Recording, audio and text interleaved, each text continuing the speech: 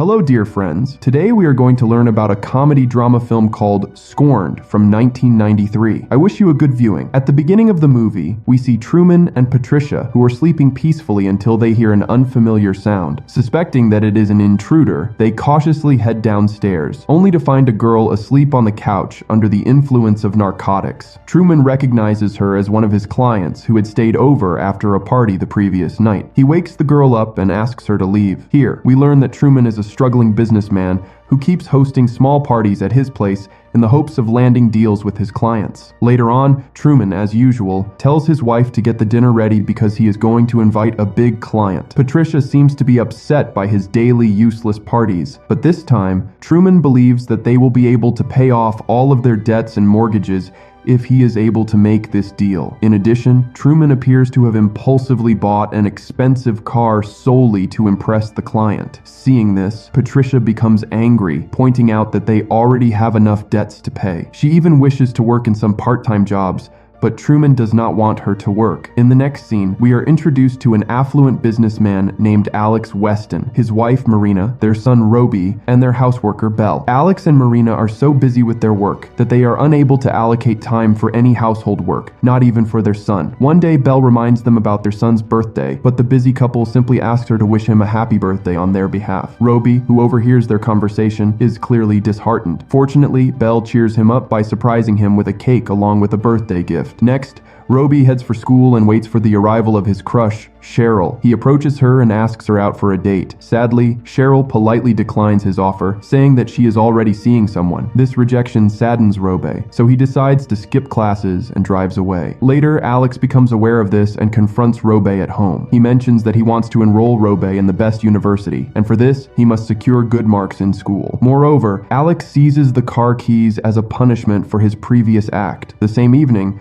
Truman invites his wealthy client, Manson, over for dinner at his place. He wants to seal the deal as soon as possible, but Manson doesn't even pay attention to his words. This is because he is captivated by Patricia's beauty, and he begins flirting with her relentlessly. He even tries to touch her under her clothes, causing her to leave in anger. After a while, she confides in her husband about the incident, hoping for his support. However, Truman simply tells her to comply because the deal is very important for them. This leaves Patricia with no option but to give herself in. The following morning, Truman arrives at the office where his assistant informs him that the bosses have been in a meeting with a man called Alex. A short while later, he learns that the deal, which he had been working tirelessly to secure, has been handed over to Alex. Truman tries to persuade his boss, Mike, but the latter claims that Alex is renowned in this industry and is a better addition to the company. Devastated, Truman returns home and shares the news with Patricia, who is equally affected by the turn of events. The next day, Truman prepares to go to the office, which surprises Patricia as he typically does not work on Sunday. Upon arriving, he walks into his cabin and commits the unthinkable out of depression. The cleaning lady hears the gunshot and rushes to check the source, only to be freaked out by the grim sight of Truman's death. The news is soon relayed to Patricia, which leaves her devastated. A few days later, Patricia visits her husband's office and meets with his boss, Mike. She inquires about the insurance policy in Truman's name, but Mike coldly replies that the insurance is invalid as Truman had committed the unthinkable. After a brief conversation, Patricia goes to her husband's cabin to collect his belongings. During this, she steals all the crucial information from the computer with a determined intention to exact vengeance for her husband's death. First of all, Patricia drives to Mason's residence and doesn't hesitate to shoot him in broad daylight. She then starts to stalk Alex's activities and soon learns about his son, Roby. After this, Patricia follows Roby to his school, where she poses as a concerned parent and obtains a school letterhead. Later that night, she uses the letterhead to compose a letter to Roby's parents, emphasizing the need for a tutor in order to ensure Roby's academic success. The next day, Patricia receives a phone call from Marina, who extends an invitation for a discussion at their home. Patricia disguises her name as Amanda and visits Roby's residence. Upon her arrival, the teen is immediately struck by her beauty and wants her as his tutor. Marina inquires about the potential start date for tutoring,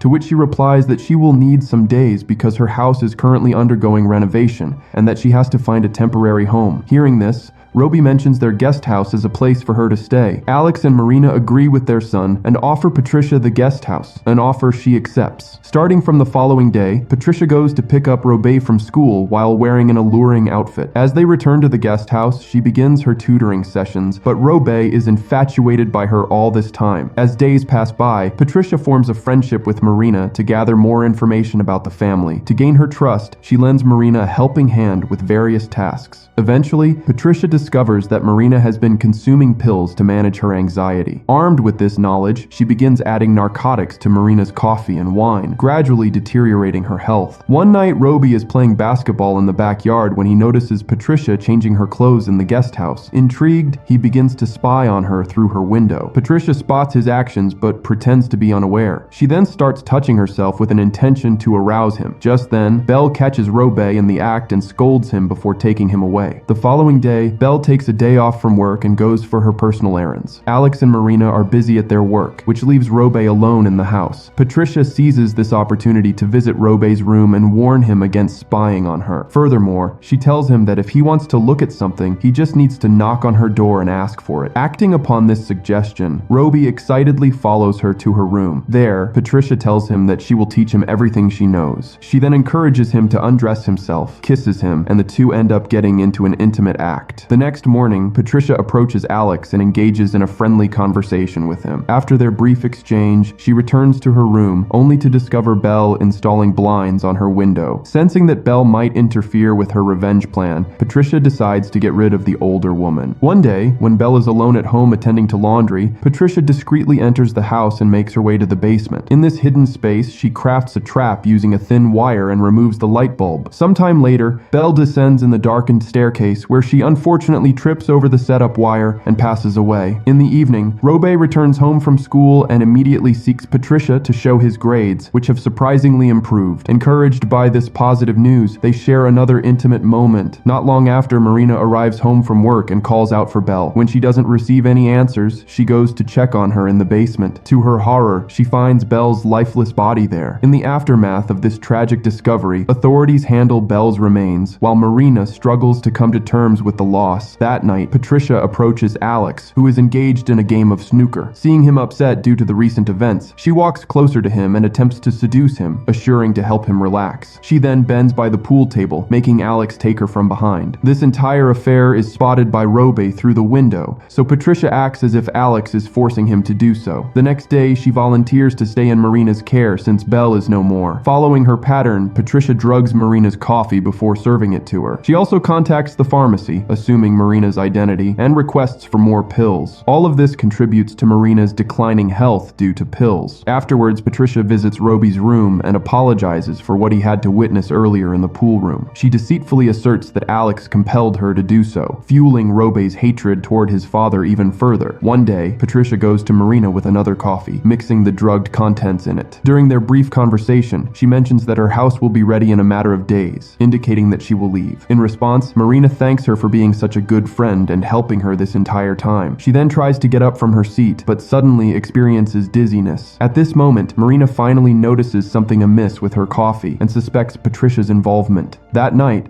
Roby visits Patricia's room to bid goodbye to her because he will be leaving for his new out-of-state university and will be staying in the hostel. As a result of this, the two engage in a passionate lovemaking act for one last time. While they are making love, please like this video and subscribe to channel if you are new. The following afternoon, Roby departs for the airport with one of his friends, and Patricia also leaves in her car. As the evening dawns, a heavy rainstorm sets in, and Marina, who is all alone in the house, feels scared. In order to intensify her fear, she receives unsettling phone calls and also experiences power cuts. Amidst all this, she hears a noise coming from the basement. Equipping herself with a knife, she ventures downstairs to investigate. At the same time, Alex returns home from work, startling Marina and nearly causing her to mistakenly stab him. Following this, she tries to make Alex understand that Patricia is evil, but he brushes off her claims and walks away. In the morning, before heading to the office, Alex notices Patricia's car number and recalls having seen a similar car driven by Truman. Upon reaching the office,